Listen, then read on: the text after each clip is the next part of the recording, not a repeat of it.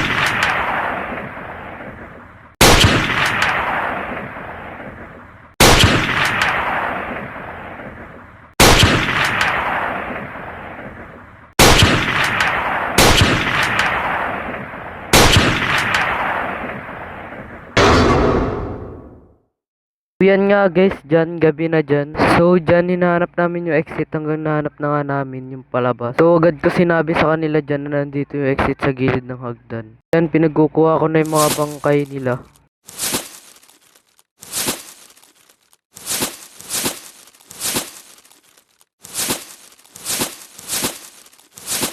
So, pagkatapos ko kumuha, bumalik agad ako at tapos pagkarating ko, biglang may help si Jerica kasi guys.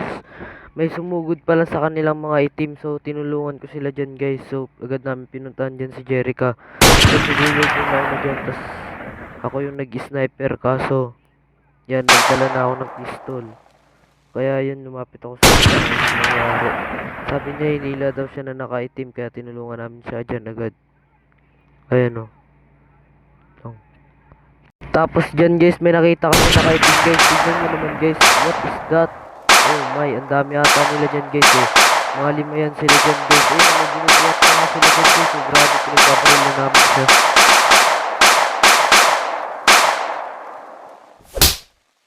So yan guys, sinabol yan si Daylord guys ng monster guys oh. So dyan guys, kinaladkad ko na si Jerica para buhayin siya nila Daylord kasi wala akong bandage dyan eh. Guys, may nakapasok dyan. So, si Daylord di niya daw yun binaril kasi akala niya daw nagpapakyut lang daw yan. Kaya nakalabas yung dila. So, yun pala, double ganger pala yun. So, hindi na kami magtitiwala ulit sa mga nakalabas yung dila. So, yan, nagretry kami dyan.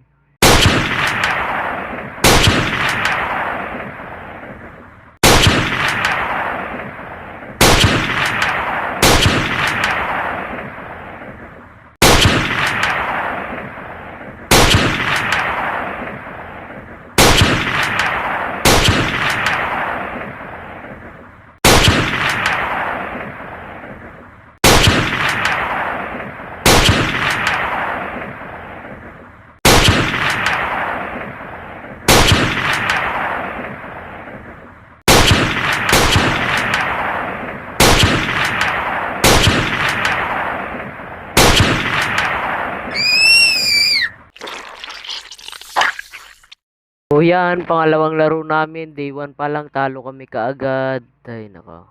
So syempre, nag-retry kami ulit.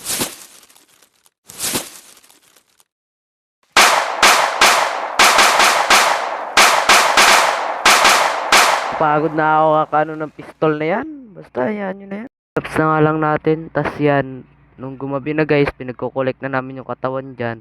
Ayun, nag-aagawan pa nga kami niyan eh. Hindi lang kita sa likod. Katapos, binenta namin yung mga skinwalker para magkapera. Tapos, bumili ako ng sniper ammo. Tapos, bumili ako ng bandage dito sa grocery store. Nung nagbakbakan na, kinuha ko yung gamit dito sa gitna kasi supply to. So yan, pinagkukuha ko yung mga yan supply sa gitna. Bakan kami, tapos mamaya gabi-gabi na naman. Kulik lang namin yung mga bangkay dyan, tapos binenta rin namin ulit. Tapos dahil mayaman na ako, bumili ako dito ng AI scope, kahit di ko naman alam kung para saan yun. Kinaumagahan guys, nalaman ko kung para saan yung AI scope, para pala yun makita mo kung sino yung skinwalker.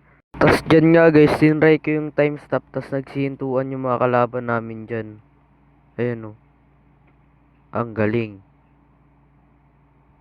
Sinubukan ko pa nga bumaril dyan eh, kasi hindi ka pwede bumaril kapag naka-time stop. So, dyan guys, grabe na talaga yung paglalag ko dyan guys. Kaya dyan guys, natalo kami.